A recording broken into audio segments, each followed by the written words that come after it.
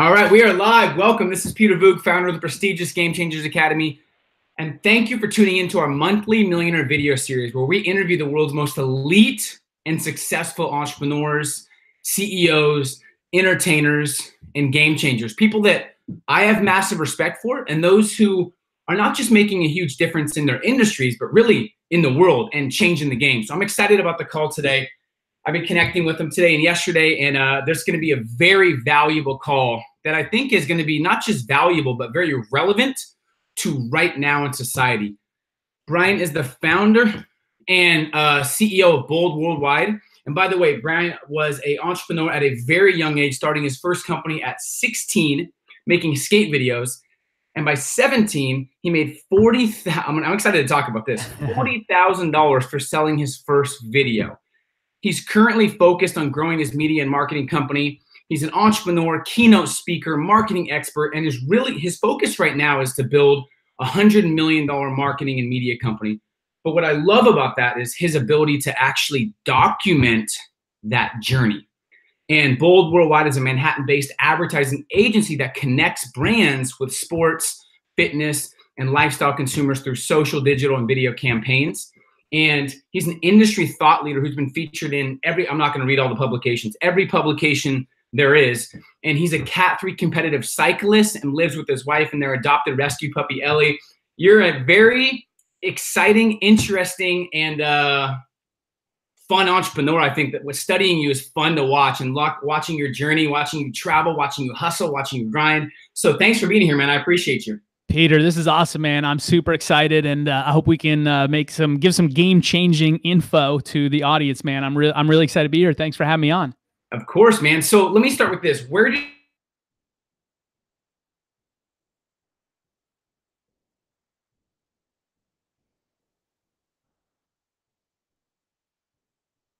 you get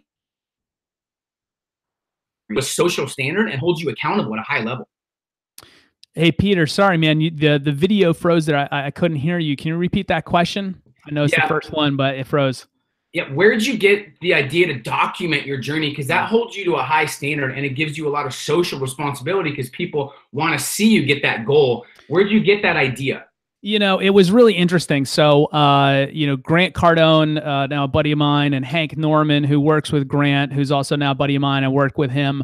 I had been working with Hank, and it was very fascinating. So I went and had a meeting with Grant. He asked me really, what are you actually trying to do? I said, I'm building a $100 million ad agency. And he's like, is that possible? Do you think you can do it? I was like, absolutely, yes. No question. Let's go. And, we talked for a while. He put a lot of that stuff out on his content. And the next thing I know, somebody's tweeting me and they're like, hey, saw you on Grant. And next thing I know, there's hundreds of thousands of views. And I shared some pretty intimate details, financials, like all this stuff I never told anybody. And I was speaking with Hank, and he goes, how was it? And I said, well, it was great. Hank and Grant and I had a really good convo, but it's kind of crazy that all this info is out in the world and all these people didn't know me now have more info than my wife knows about me. This is insane. And he goes, well, what bad happened? And I said, nothing. And he said to me, what are you going to do about it? And I said, well, now that I've said that and the entire world knows that I'm going to build a $100 million ad agency, I better do it. And he goes, you said it, I didn't. And I was like, damn, well, if I'm going to do it, I might as well show everybody that I did it. And that was it. That was the impetus. And do you feel, I don't want to say pressure because you probably enjoy pressure, but do you feel a difference in your mentality, in the business, in the vision now that everybody knows your goals? Oh, absolutely. There's a level of accountability that comes by putting out everything that you're doing out into the world and making such big goals known, and talking openly and honestly about what's happening good and what's happening that's challenging, and the lessons along the way. What's really fascinating to me about being a founder and about being a CEO is, aside from myself, I don't really have to be accountable to anyone. I'm really highly motivated without that, but this adds a layer that I now have accountability to everyone else. And that, for me, that motivates me a lot. So people can see you online and they can see your social media. You're crushing. You're interviewing some rock stars, Alex Rodriguez, for example. But a lot of people, if they haven't dug deep, don't know the backstory. So I want to talk about how you got started in entrepreneurship, one, but two, I want to talk about the shifts that happened when you sold that skate video for $40,000, because that's more money than 99.999% of 17-year-olds. So let's talk about your backstory, and then up to that point where you sold that video, how that shifted your mentality. So yeah, when I was a teenager, I wanted to be a pro skater, actually pro rollerblader when that was cool in the mid '90s for a minute. And I was really good and I competed, but I really wasn't at the level that I was going to be world star athlete at. But I had a lot of friends who were in the X Games and the Gravity Games, and I was surrounded by these people. And so one day I just said, you know, if I'm not going to do that, why don't I'm around all these people, I have all these connections. Why don't I just start filming these guys and make a skate video? Because when I lived on the East Coast at that point in time, remember, this is before YouTube existed, before you could stream stuff online. The only way to see what other skaters were doing were to buy magazines and to buy skate videos. And no one was making them really on the East Coast. So I was like, let me make an East Coast video and let's see what happens. And so I just started filming for maybe a year and a half, learned how to film, learned how to edit on my own. And then one day just said, okay, I called up Video Action Sports, which I looked on the back of the box of all the pro skate videos and the pro snowboard videos. That was who the distributor was. I called them and said, hey, I have your next skate video. And they were like, who the hell are you? I sent them the video and they said, okay, great. We did a deal. And about a year later, yeah, we sold, I made about 40 grand off of that video.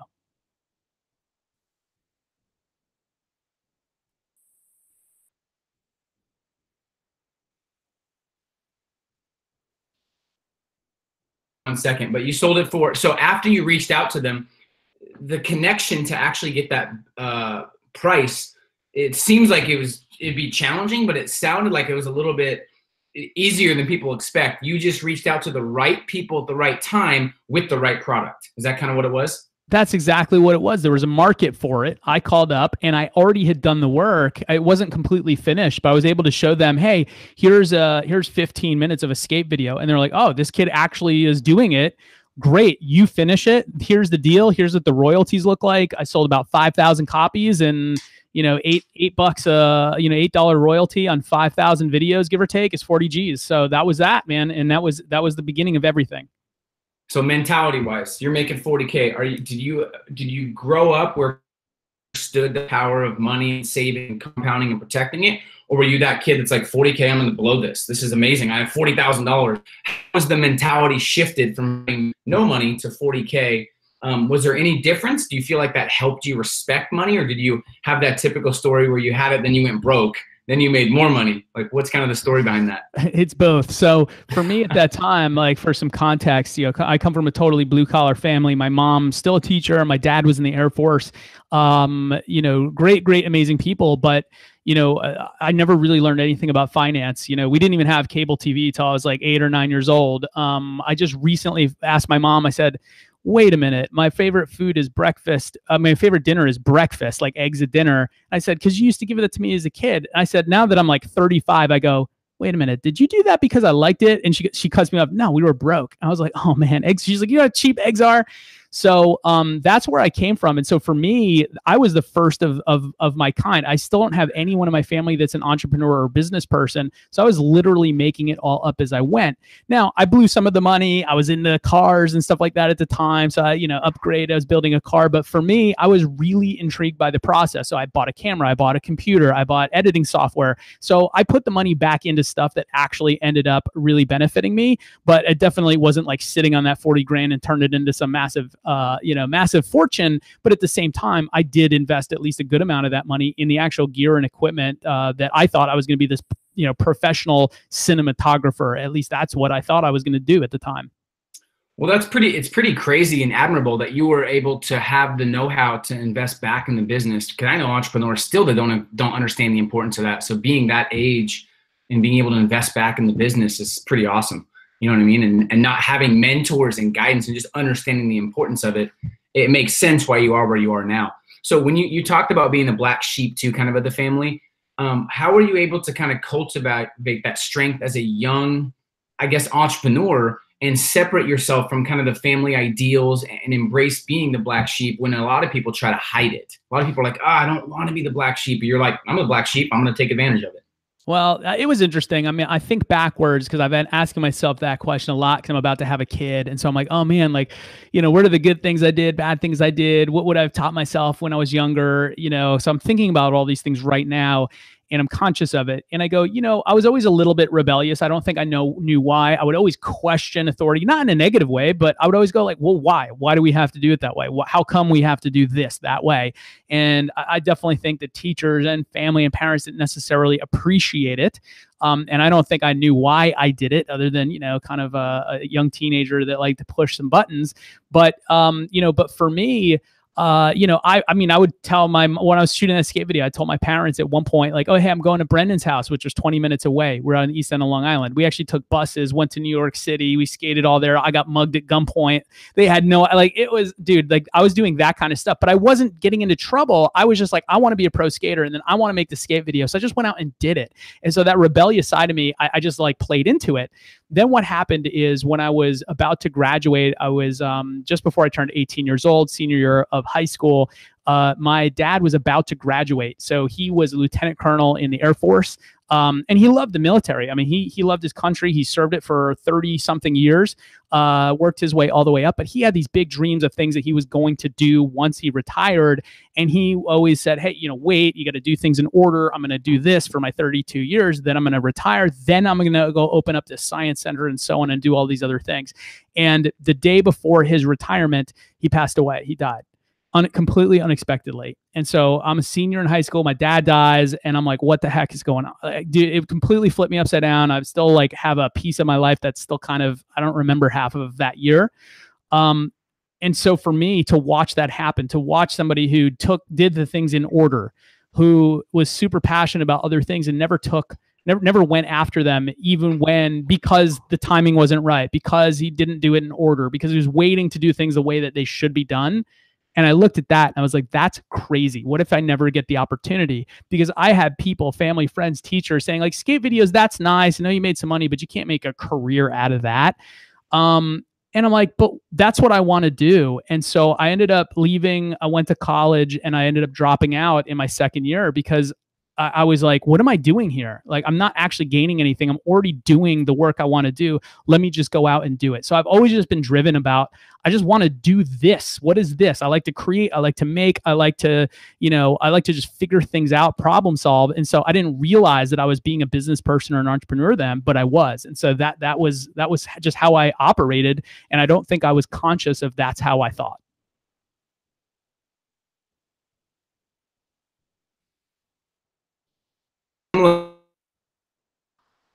Norms and how to break out of that and think bigger and do things different and become an entrepreneur is so rare that I see a lot of people get stuck in that, and they actually don't think they can do it because everybody around them, who I don't want to say has given up on their dreams, but doesn't even know what's possible for them. So the fact that you got out and the fact that you were kind of rebellious and used that as a lesson, which is a very, very tragic, sad lesson, and I'm sure it was like, I can't even imagine that. But the fact that you took that and you used it as a lesson of how you were going to chase your dreams and not wait, that's amazing. I want a lot of young millennials to understand that, because some people, Brian, they say, oh, I got 10 years. I'm only 23. I'm only 32. I'm only 39. And they're like, oh, shoot, I'm 50. Yep. You know what I mean? So it's important to take those lessons. That's why I love that. So in your span of all your things that happen, breakthroughs, tipping points, when did you realize, and it sounded like you almost were way ahead of the game when you were 17, because you were doing marketing with no YouTube. When did you realize the importance of like marketing and storytelling, and how so many businesses were missing opportunities by not doing this? Do you remember the tipping point of when you figured that out? Yeah. So as I grew my career, I quit college. I started a production company, moved back up to New York, learned a lot of lessons there. That's another thing we could jump into, but I'll stay away from that for a second. Learned a lot of lessons in starting this first production company. And as we actually started to become successful, we were doing a lot of work for the big ad agencies. So the Ogilvies and the BBDOs of the world and Digitas, et cetera, et cetera. And we were doing really great work. But I was watching what was happening, and this was probably between 2007, 2009. And I was watching what would happen is the direction that we would give. I would just ask my just genuinely curious questions of, well, what does the client need out of this video? Like, what is this commercial trying to do for them? No one can answer my question. And then I would just watch everyone layer on their opinions, not based on anything that was actually relevant to what the client needed. And so in 2009, I had a business partner, and I just had it because we had gone through this big project for a big brand that everyone would know. And and we submitted everything. We did all of our research. The agency basically had us do everything end to end, even though it was their client. And they pushed back on something that was in the video, and they said, hey, it needs to be this. And I said, no, that's not really what the client needs, because, and I justified it with a business reason. And they said, no, you need to change it. I said, well, look, can you just show them this version of the video first? Let's get their feedback before we start going and making changes. They said, no. I said, you can't just get me on a call. I'll pretend I work for your agency. I just want to understand their perspective. They wouldn't let it happen. It took a month of like back and forth, all these changes. Finally, it got to the client, and they said, what the hell is this? We want this other version. And I said, can you send them cut one? They sent it to him. They go, this is it. This is amazing. And I said, you know what? There's these huge ad agencies that are massive, global, billion-dollar companies that don't actually understand or care about their clients. Understanding the marketing side, understanding the business side. This isn't just making a video. This video needs to do something. This video needs to market something. This video needs to tell a story that actually drives a business result. I was like, forget that. We're going direct to client. And that's when, I decided that I was going to build an ad agency and not just be a vendor production company. There's still a lot of that going on. And to no surprise, some of those companies, Brian, are out of business now. Yes. There's so many companies with that old school mentality where it's profit over process, profit over people. So it's cool that you saw that. And do you feel like if they were like very apt to do whatever you said, you would have been as hungry to start your own, or no? Not necessarily. I think for me, just watching, even looking backwards at all the moves and business moves that I've made, it was always in the face of, well, why is it this way? Why can't I just make a skate video? What do you mean I can't just call up this distribution company and sell a video? Why can't I do that? Like, so I've always just asked why, and I always have kind of just gravitated towards like, well, let me just try it. Let me show you that I can do it a different way. And so that's how I've kind of operated just as a person, which has absolutely played into, the businesses that I've grown.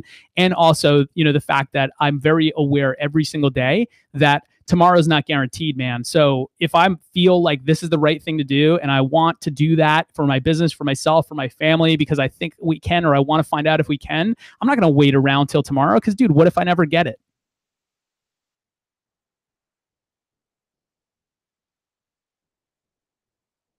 So, and as studying you, you're really good at sharing what you're trying to accomplish as a company, the business goals, what you're trying to do from a marketing standpoint. How can people execute this, or what can you help them with tactically on if they have a company? And a lot of people in our academy, Brian, they're crushing it. And they have a lot of upside as well, but a lot of them aren't documenting, and they're not really coming from a standpoint of storytelling. So can you give some tactics or anything you teach other companies, or any companies that you've mentored or spoken to, you speak as well?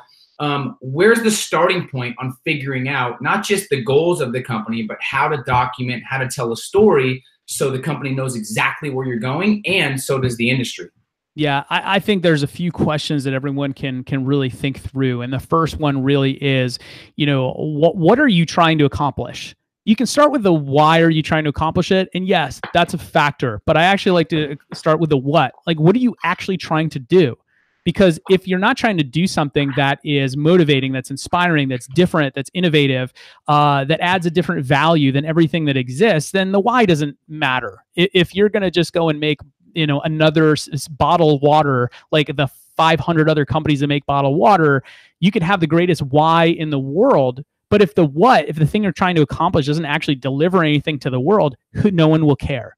So what are you trying to accomplish, right? Like really understanding that and asking yourself and getting clear. And then is the thing that you're trying to accomplish interesting enough, motivating enough, unique enough, differentiating enough for you that the world would go, hey, if I knew that this was happening, if I knew that Brian, if I knew that Joey or Jane was doing this, people would be intrigued, interested, and at least want to know more. And if the answer to that is yes, then I would absolutely say, look, what is it that behind the scenes that you do that no one else is doing? What is your method? What is your process? What is your product? What is the thing that makes you different? You're unique. And it might just be your point of view of the world.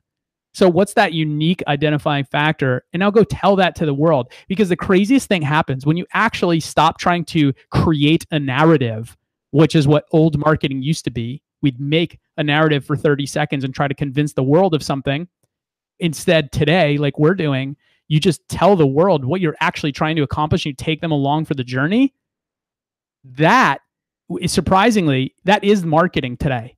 Number one, that is content, that is marketing, that is success. And the other really surprising, fantastic thing that happens and comes along by doing that is that other people will see the journey, just like what's happened to me, and they go, man, that's awesome. I align with it and I want to help. I want to be a part of it. I want to be a client. I want to be an employee. And so what happens is you start to actually make a bit of a movement, and you actually start to create a bit of a following and a tribe that actually wants to see you succeed. The haters go away. The people that want to see you make that happen way outnumber the people that don't.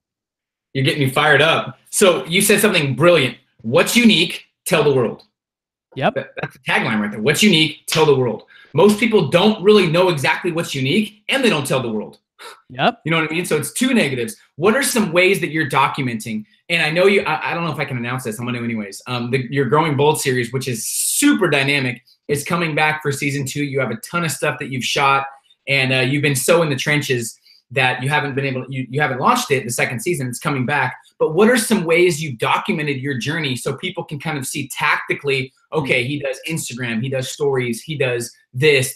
What are some of your favorite ways that have been yielding results? Yeah, absolutely. I think from a actual execution standpoint, one is trying to film as much as possible. And so the reason that we've had a bit of a hiatus is I made some massive moves in the business. We were growing. I had to restructure, bring in some leadership, all quality problems. But I had to divert some resources from our content over to the client side to make sure that obviously we can't drop that ball. But we kept filming behind the scenes. So typically I have, crew and producer and cinematographer filming really, really great stuff. But we found that there were times in which I'm like, oh man, my cinematographer is actually doing a client thing. I need to keep him over there. So let me just shoot something on my cell phone. So it doesn't matter. You can scale this and make it as polished as you want. I prefer, because I have a production and creative background, I very much appreciate the polish. I very much appreciate the production and creative and storytelling process, which is a differentiator from if you want to categorize it as a vlog or whatever, that is a differentiator. Like, people aren't really necessarily looking at it as if this was a TV show, even though it really is a live actual vlog. But I treat it more of like we were producing this for HBO and then we just happen to put it on YouTube and Facebook. So that's the tactic of actually executing. Do whatever resource you have, but start filming in the moment stuff, because people always say, well, what am I supposed to talk about? What's the tip? What do I do? And I go, when you're fired up in what you do, good or bad, you're in your business, whatever you are, solo entrepreneur or an entrepreneur of 1,000 people or a business owner of 1,000 people. What are the things that in a day-to-day basis or a week-to-week basis get you super fired up? You're like, hell yes, this is it. This is why I do this. I'm pumped. And what are the things you're like, absolutely not. This is unacceptable. It drives me up a freaking wall when this happens for a client, for ourselves internally. Talk about that stuff. Show me that stuff, because that's the meat, that's the gold. And that's the stuff that most people are afraid to show because it's so real, it's raw. And those are the things everyone tries to keep behind the curtain. But the reality is when you start to let everyone in, everyone knows that this stuff goes on, but now you're just the first to actually show what really happens, how you actually make the process and the challenges. And so for me, it's once we actually deploy it from a tactic perspective, it's YouTube, it's Facebook as the home base. We use them both. There's different crowds on both. So we have different people that watch on YouTube than they do on Facebook. And then from just a general day-to-day content, sharing, promoting, Twitter, I think is still great. I have a lot of conversations on there, but at the end of the day, for me, Instagram and Instagram stories. Instagram stories, at least for right now, in the moment that we're recording this, I think is the most valuable piece of social media real estate. I get the absolute best engagement. It's a great platform, and you have the ability to show video, images, still, and they're continuing to add on it. So it's a combination of all of that from a tactic perspective, and doing little tiny micro pieces of content and taking people along for the day-to-day journey, and then putting the big, more polished stuff up on YouTube and Facebook and driving people there so that want to actually watch the longer story. That's gold. So, and you're doing it the right way. And we've tried that too, Brian, where we've put like micro content and taking some stuff out of the blog. It's not do the whole blog and then take little pieces out of that. It's just film and take the best from the film, the raw stuff, and then put it out in snippets, and people love that stuff. So I love that you're bringing this up, and I feel like you kind of pioneered this as well by documenting that journey. Let's go to some of the game changer questions. Devin asked, he has a digital marketing agency. He just started one with different services.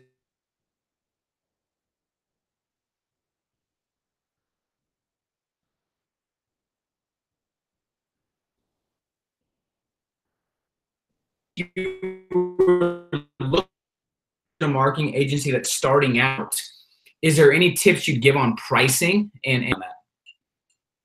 So from a pricing perspective, there's a saying where the best price, you'll have a pricing fit when your customers complain but they still buy. Right? Because there's a challenge. And I think that, there's a lot of content out there that says, oh, just do everything for free. Go, go, go.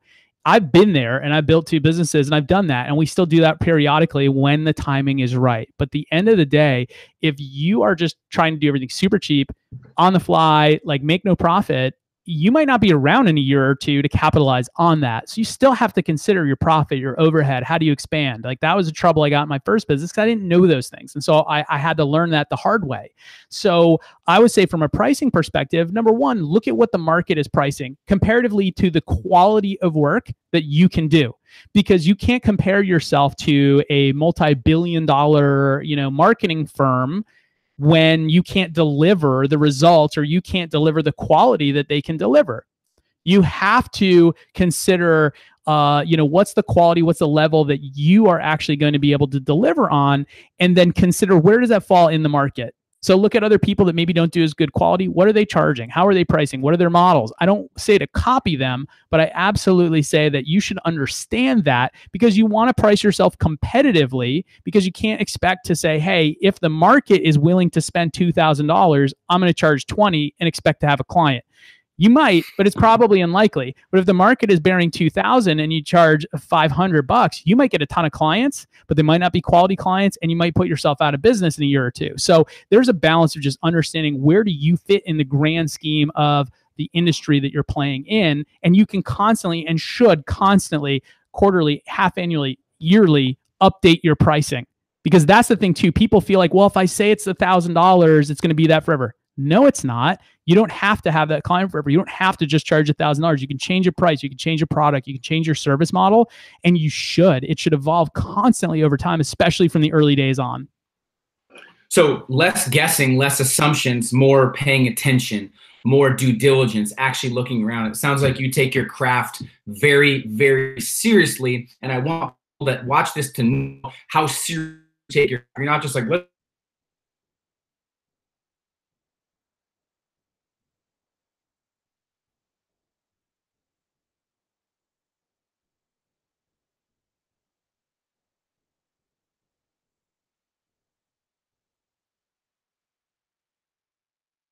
Random, Brian, and not as strategic and intentional.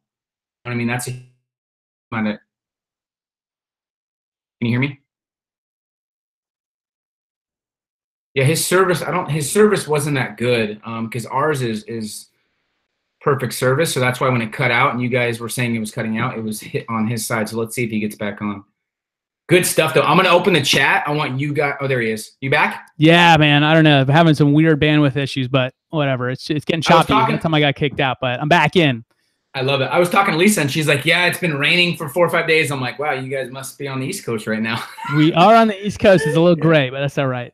All good. So what the heck was I just saying? Oh, I see a lot of entrepreneurs just being too random. They're guessing and hoping and wishing. And when you look at the people at their elite, the elite people, entrepreneurs, they're doing a lot of due diligence. They're being intentional and strategic and thinking things through and doing research. And I see that you take your craft very seriously. And I love that. So what do you tell the entrepreneur that's just starting out that maybe isn't taking it as serious and doing a little more emotional focused things and guessing?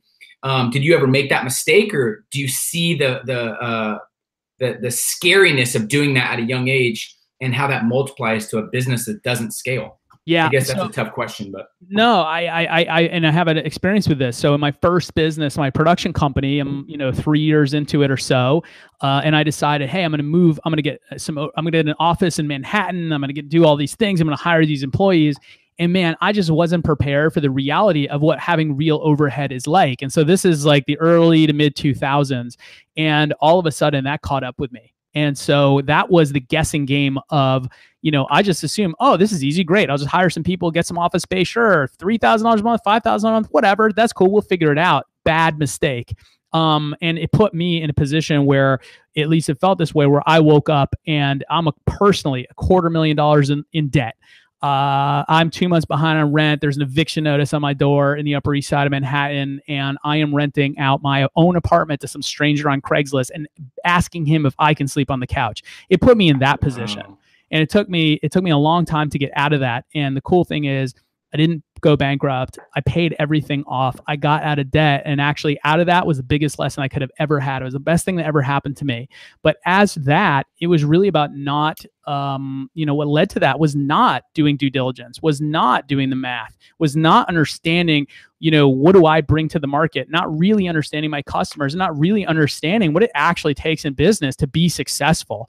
And so if you're just kind of running and gunning it, it's very easy to feel like you just wake up one day and you're in debt and you're behind and stuff's not going to work out because you're not actually calculating it out. With a caveat, I will say this one thing though, and I think this is very important, because it's also very easy to stop yourself from making progress by spending too much time measuring and doing due diligence. I think it's a balance of, once you feel like you at least understand 75% of what you need to know, take action. Don't try to know 100%. You never will, and you'll probably get a lot of things wrong anyway. So when you get to go like, yeah, I feel like I at least get the idea. I understand. I feel like I get about 75% of the info. Just go, what am I going to do now? Now go with your gut and make that decision to take some action. You're firing me up, because when you said that was the toughest time of my life, I was in debt, I had 250, but out of that came the biggest lesson. And we talked about it yesterday, how hungry you are. It wasn't from an easy past, it was from challenges. And when I look back at my past and my breakthroughs, when I was dead broke, when I had no choices, when I was frustrated and discouraged, the reason I'm hungrier now is because I never want to go through that again. So it's interesting that our toughest times in life, the biggest sacrifices, the biggest pain, is what develops that hunger to push forward. So looking back, are you glad you went through those tough times and you went through that part of your life where you maybe were in debt and you were frustrated? Do you look back and say, this is what kind of shaped me? I mean, let's be honest. I wish I could have had not had to experience all that, but I will say, I learned more from that experience, from living on a couch, from being totally dead broke, almost going bankrupt. I learned more from that experience than I could have ever learned by reading a book, by being in a class, by somebody giving me advice. And so that for me also, and just like you, clearly you are a purebred entrepreneur. That's the difference, because I've also seen people you're probably going to end up in a position where maybe it's not that extreme, but it could be a potential. And what either happens if you're a purebred entrepreneur and you have it, is you either wake yourself up, you pick yourself up by your bootstraps and you figure it out and you solve it, or you just stop dead in your tracks and you give up. And the people that go, it's just happened and I lost the money, or I lost the business, or I almost did, and it just wasn't right for me, that's not a purebred entrepreneur, and that's okay. But I think people really need to test themselves and ask themselves a tough question of, not if, when I get into a position like that, how am I going to actually act? That's the difference. Huge. I love it. So Satya asks, my question for Brian is, for entrepreneurs who are stepping into a positioning campaign, what is your number one tip to launch a digital marketing campaign? She's your interviews with past clients. Would love to hear your thoughts on kind of the process of creating a successful campaign, as far as the outcomes and what you're thinking about. Yeah. So obviously it's pretty broad, broad question about having the details of the business, but this is what I would suggest. I think that, what people forget sometimes is who their actual customers are. It's so easy. And I think marketing, especially, everyone goes, oh, here's a story I want to tell. Now, where should I go tell it? I should do it on Facebook, or maybe if I'm old school, I think it should be on TV. But where the real win is not starting from that. It's starting from who are our core customers and what customers do we want more of, and who are those people and what are their values. And if I told, what do they need to hear from me for them to go, yes, I want to go back to Bolt. I want to go back to this other company. I want to go back and buy more. What do they need to hear from me in order to do that? And that requires understanding your customer, having conversations with them, looking at the data and going, great, now that I actually understand, I'm not saying what do they want, because that's difficult too, because you don't want to just listen to them and do exactly what they want. You want to give them better. They don't know exactly what they want. But if you understand their values, what drives them, why do they come to you? Was it for the customer service? Was it the value? Was it the price? What's the thing? What's the thing that they go, yes, this is why I love Bolt. This is why I love XYZ company. Now focus your attention there. And how do you make that better and bigger? And how do you tell a story around that? That's where real successful marketing happens. Then once you have that figured out, now you go, great. Where are these people spending their time? Is it Facebook, Instagram, Twitter, Snapchat, radio? Where is it? I mean, I can pretty much tell you that any demographic is Facebook, Instagram, digital. But at the end of the day, you really actually need to understand, because sometimes, and I've had clients where they get the value of digital and they're ready to, and they're spending hundreds of thousands, millions of dollars on, let's say, Facebook ads. But you go, hey, did you know that you might as well just go sponsor this other podcast, because your entire exact audience is there and you can talk to them for 5 minutes. You can be interviewed on the show, and that's going to be way more effective and efficient. And then send them somewhere to get a free product and then remarket to them there. You can actually save a bunch of money and be more effective. So it's actually asking, like, where do people spend their time? So it's starting with your customer before you get to the tactic. And I think most marketing starts with, what's the tactic? What platform should I be on? And how do I, what's the cost per lead I should have, and it's backwards. It starts the other way around. Why would they come to you? That's a huge one. And something I heard a while back that sticks with me too is your customers are marketing geniuses. If you actually listen to your customers and you market to what they want versus guessing, that's the game changer as well. And where are they spending their time? I hope you guys are conceptualizing and, more importantly, writing these down and making sure you're creating an action plan around them as well, because this is absolute gold from someone who's actually been in the trench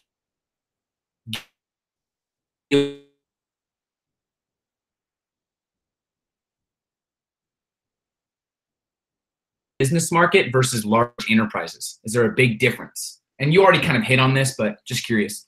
Sorry, the audio got a little messed up. Can you repeat the question one more time? What are the main differences in working with and marketing with the small, medium business market versus the large enterprise? Got it. Okay. So it's fairly straightforward. So at the end of the day, it all still comes down to who are the customers? What story do they need to hear? What do you need to tell them that gets them excited about your business? What are you doing that's different than the rest of your industry? And talk about that and be real and be open and be honest and authentic. Probably just tell your real story. However, the difference between like a big enterprise client and a smaller mid-sized business is it's just the scale and scope of it, right? So a smaller mid-sized business, I would suggest that typically it's much more effective and efficient to focus in on your most efficient marketing channel first until you lose efficiency, then add another marketing channel. So for example, you might find out through your data and your research that, hey, Facebook ads is super efficient. Do that until that is no longer efficient before you then say, now let's add on, display. Now let's add on Google pay-per-click, et cetera, et cetera. Vice versa, if Google pay-per-click is the most efficient, scale that, put as much money as you can until that starts to be less efficient, and then Facebook's more efficient. Now start putting money in there. Whereas an enterprise client, I would say you need to be thinking about, what are the marketing channels that align with, your business objectives. And so that might mean Facebook and Instagram and Google and display and an email funnel and maybe even some TV in the right places and some podcast sponsorships, because you want to create a more holistic experience for marketing. So that's it. It's just, for me, it's how many marketing channels and how wide are you going versus how specific are you getting. Makes a lot of sense. Kevin wants to know, for you, what's been your most successful marketing campaign and why? Oh man, This is a tough question, just because there's so many of them, and some I can talk about publicly, others I necessarily can't. I'll give you one quick recent example, and I'll work backwards to a slightly bigger one. A recent example is we did a bunch of content around a company called Inglot, which is a makeup company that Jennifer Lopez was actually launching her new makeup line earlier this year through that company. We created content with Jennifer.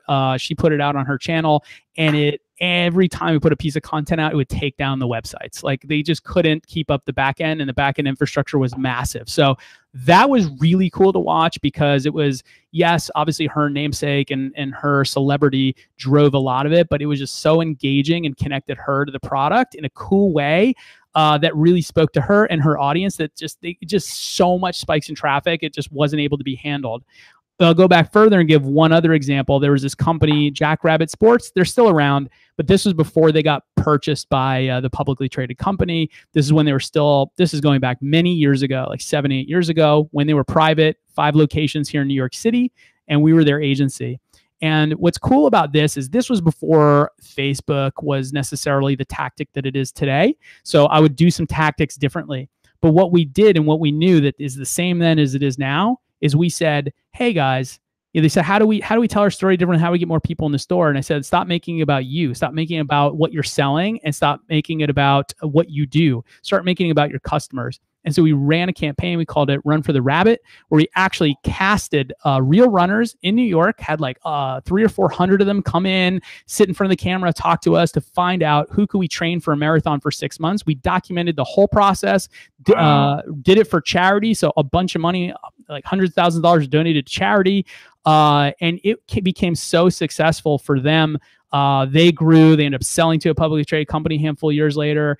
And still to this day, I'll see people, they're like, oh man, remember the Run for the Rabbit campaign? It was such a big deal to the New York City running community that people still talk about it. That was 6 or 7 years ago. What I'm hearing is it's just unique, thinking about marketing in a different way and putting the customers first. I love those two ideas, and I'm sure you have a lot more. If you were to think back, just kind of in a broad sense, Brian, when you would look at your top 10 marketing campaigns, what would you say are like the similarities? Just like the top couple where you're like, this is why these top 10 succeeded. Was it like they were unique, or they really focused on the customer? They had this aspect. Can you kind of and I know this takes obviously some thought, but is there any similarities that you see in all top marketing campaigns you've done or that you've studied?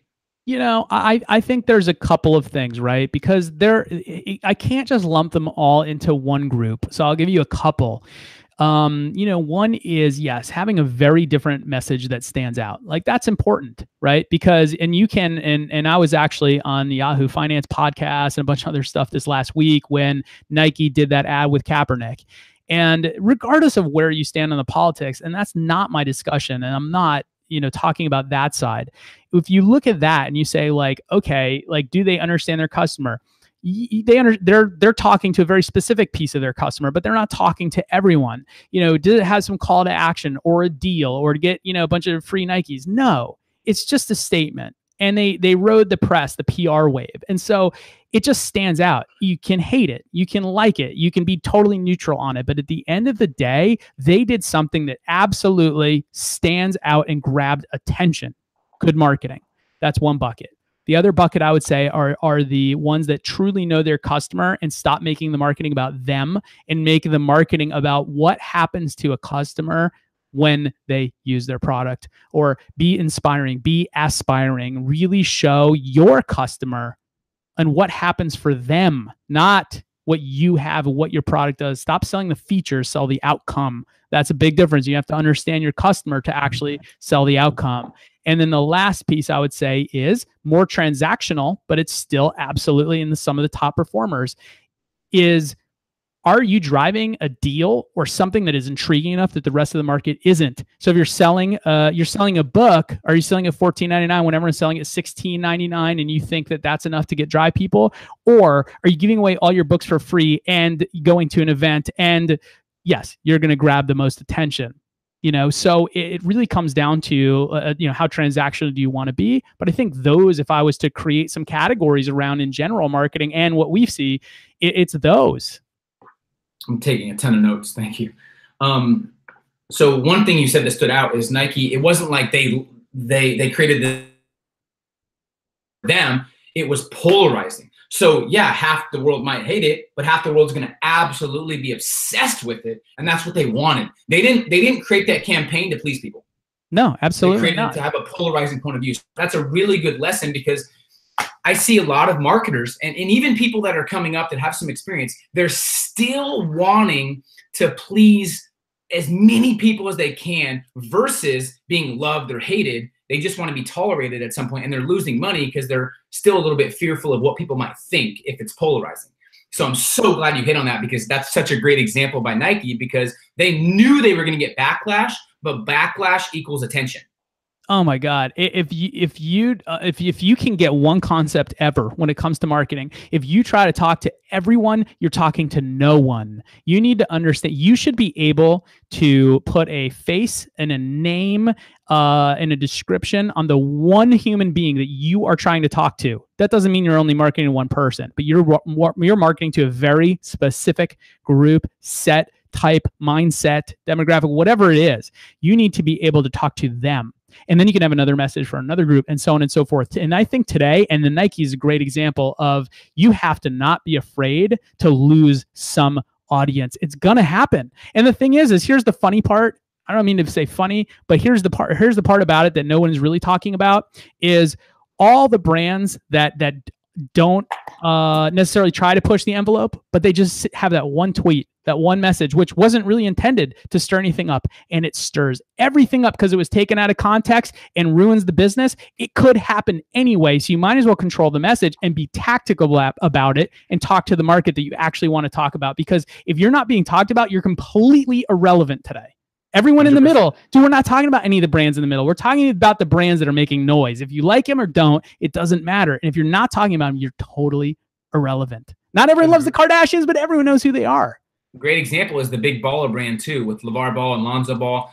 Half their press, Brian, is negative, but yep. LeVar could care less because it's press, and that they will go to an event anywhere in the world, have a pop-up shop, and there'll be 3,000 people there, 1,000 people there, 1,000 people there, because they're polarizing and they don't care about the haters. So that's such a good point, and I think that's such a lesson for even small businesses if they want to get to that next level. You're getting me fired up, man. So clients for you, I wanted to kind of talk a little bit about marketing as far as where you're getting your clients. Is it mainly referral? Is it mainly your documentation? Is it different aspects? I know you're tracking this. So what are some valuable tips you can give people on where for you has been the best place to get clients? So maybe it's campaigns, Instagram. Yeah, let me know. It's a couple things for us. And I think that, being that we put so much content out and we're visible now and we're becoming more visible in the grand scheme of things, that actually has directly related to business, like large dollars of business directly. And I know that for a fact. And because what has happened on that side is it has opened doors and conversations that would have been so difficult to get in the door any other way. Like I literally have had a salesperson cold call a company just to get, hey, so-and-so. And they're like, wait, Bold? Growing Bold? I watched that show. Do you know how different that conversation is versus Bold? Who, what do you do? So that's a game changer. And on the other, because we're telling our story and putting ourselves out there. On the other flip side of it, still outbound marketing from a B2B perspective. Like the cool thing about B2B marketing is you know exactly what department, who, sometimes even the name of exactly who you need to get in front of. And so it's still about being personable. It might be setting up events. It might be sending some emails, some phone calls, some LinkedIn. It's just, how do you get in front of those people that are potentially really good fits? And I think that's the other thing that we think about, that I think every business, especially B2B, should really consider, is not every client is a good fit. So stop trying to necessarily sell to everyone. It's the same thing with the whole Nike thing. Stop trying to sell to everybody and go, really, like, if I call Susie at XYZ brand, if she really does like us, like, are they going to be happy with what we do? Are they going to be a good fit as a client? And if the answer is yes, well, then get in front of Susie. And if the answer is, well, I don't know, I'm not sure, there are millions of other businesses. Move on. And I think that that's super important. So it's both for us. It's putting out the content, inbound stuff because of that, referrals from current clients because we do a good job, and then outbound. It's still a grind. I'm just reading the chat. People are loving your content. It sounds like your curiosity has really differentiated you from the majority. This is amazing. Wow. This is awesome. Thank you, Brian. Satni said, thank you so much. That's going to change the game. And there's just a lot of people loving your content as well. Someone asked just now, which I think is very important. Let me find it. Resources. So what resources would you recommend someone that's newer getting into marketing, getting into social media, getting into kind of what you do, or something similar marketing wise? Is there any resources, or I don't know if they mean books or audios or actual tools that you can use? Do you have any of those? Yeah, I'll give you a few. I'll give you one book that maybe a bunch of people have read it or not, or two books from the same author, from Grant Cardone. I would say the 10X Rule and Be Obsessed or Be Average. Like, I don't care what you do in the world. I don't care if it's charity work or it's marketing. Like, go read that stuff if you haven't read it, because A, it's going to amp you up. B, it really gets you to start thinking bigger. You can't think small if you want to grow. That's on the book side. I would say on the content side, I try to, I know what's going on in the marketing world, but I try not to get sucked into what the marketing world is writing about, because it's already old and they have a narrative they're trying to stick to.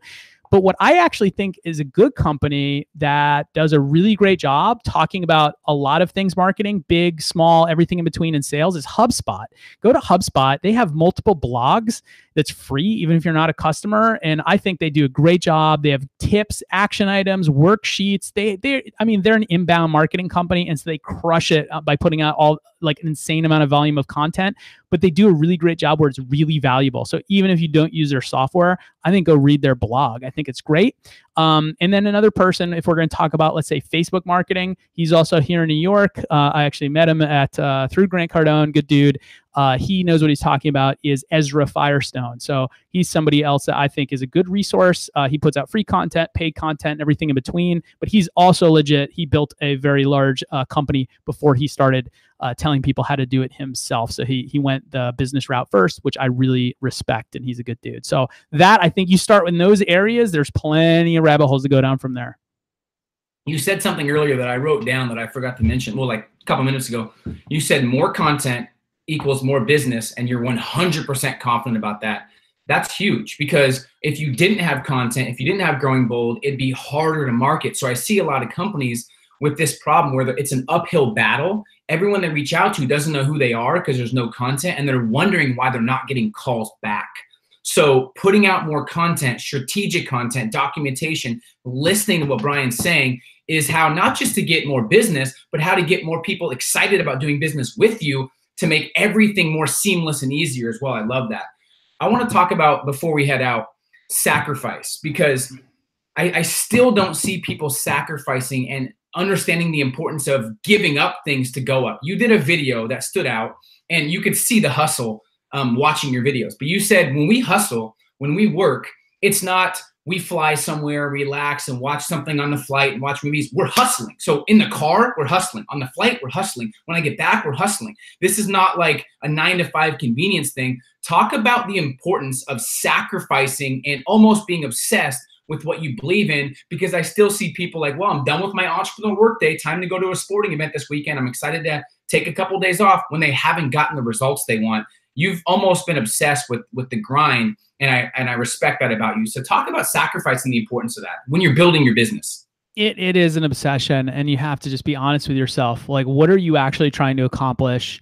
And are you willing to put in everything it actually takes?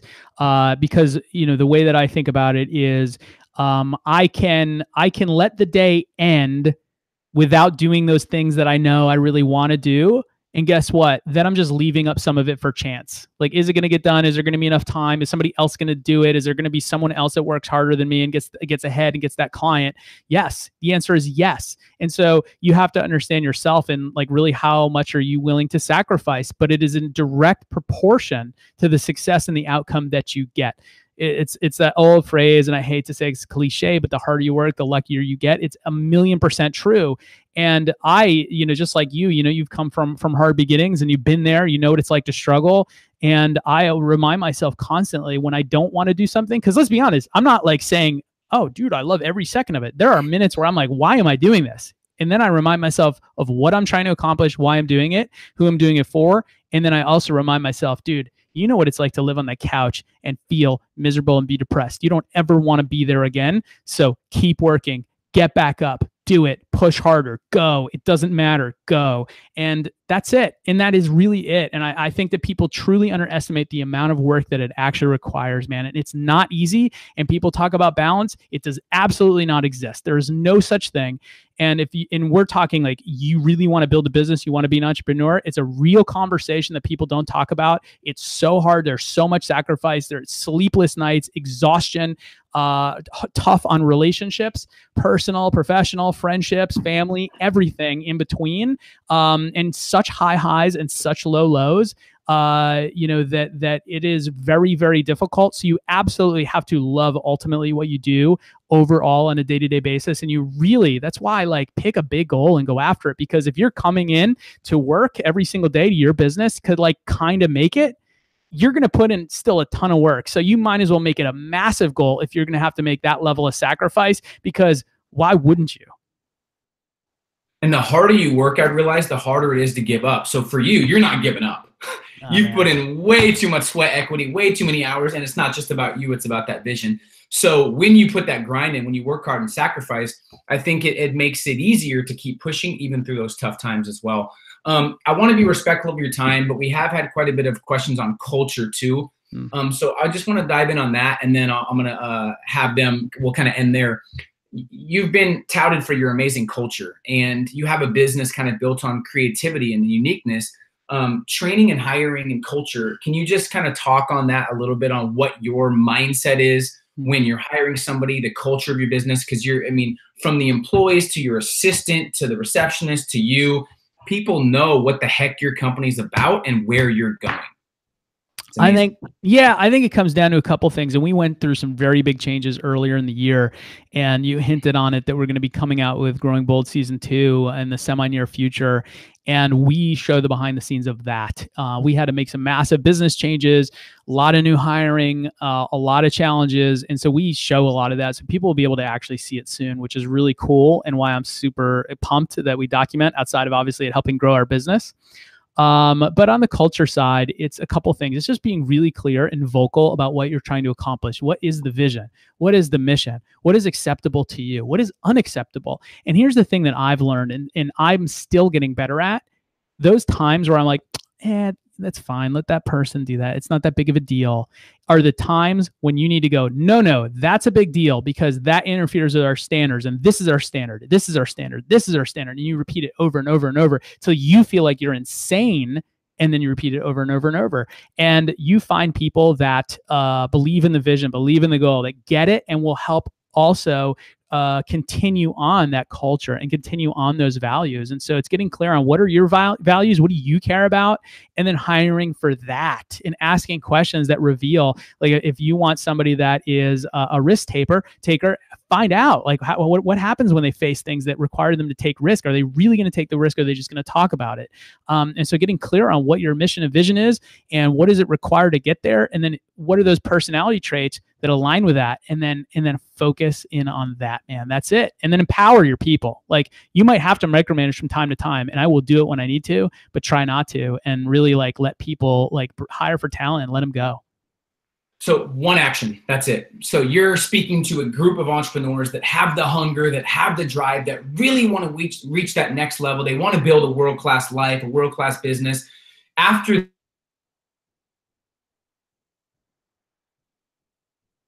the right action everyone should take after this call, is there anything, questions they should ask, action?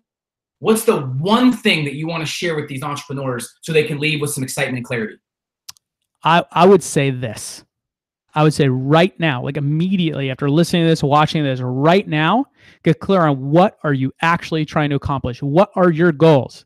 And ask yourself that question. What is the big goal? What's the number one big thing I'm trying to accomplish as a person?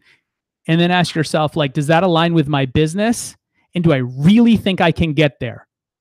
And if you get that and you go, I understand what I'm trying to accomplish, I'm confident I can get there, and I believe it's going to happen, then I suggest this. Make a 30-second video and tell the world about that. And you can tag you and you can tag me in it, and anybody that does it, tag me on Twitter or Instagram @BoldCEO. I will give feedback to every single one, because it's so important. You put out what you're trying to accomplish to the world, and people that also believe that and see your vision and feel it will follow you. But if you can't articulate it clearly and it isn't exciting enough, passionate enough, or different enough, no one's going to care. And you have to ask yourself and get clear on that. So I'd ask those questions and then put that out into the world, because if you're willing to do that, I'll give you some feedback. I know you will, Peter. And at the end of the day, you're also making a step in the direction of telling the world what it is that you do and getting other people to align with it, that's the game changer right there. I'm excited to see who actually does this and who executes and who the real action takers are. So I don't know if you guys caught that. He said he would give you feedback for not the fee that he charges, I'm guessing, right? He will give you feedback. He's one of the best in the world. So Brian, I appreciate you, man. Not just business-wise, but just for being a world-class human being. That's one of the things we look for when we're looking at speakers is, yes, they're world-class at business. Yes, they've crushed it. Yes, they're the right person. But are they also a world-class person and human being first? And you're that. So much respect to you. Thanks for taking the time on behalf of me and all the members. Much respect to what you've built, your legacy. Let me know how we can help at any way on your journey. And by the way, guys, follow him at Bold CEO everywhere. Let him know what you thought about the call. And I'm excited to get this out there, man. I appreciate it, Peter. It was a pleasure and always awesome to speak with you. Thanks so much. Have an amazing day, man. We'll talk soon. Appreciate you. Whew, I know you guys are blowing up my phone. I appreciate all of you guys that were on. Once again, what's your 1 or 2 takeaways that's going to make the biggest difference in your business based on what stage you're at? This is probably one of the most tactical calls we've had in a while as far as what to do marketing-wise, because you can be the doer of the thing. You could create your product and service, but if you don't know how to market it, you're not going to be known and you're not going to make money. So the goal is to make sure you guys operate with massive clarity in everything you do. And don't forget why you're a part of the academy. I want you guys to think and act like game changers. So I appreciate you guys. I'm excited for what's next. Make sure you create that video. That's a challenge for you guys. Create a video, 30 seconds, 60 seconds. It'll challenge you and help you be more articulate. And then me and Brian will give you feedback as well. So I'm excited. Remember, guys, you're either truly moving forward and progressing towards your ideal life and business, or you're not stepping up and you're falling behind. So I want you guys to understand the importance of right now matters. Right now, appreciate you guys. If you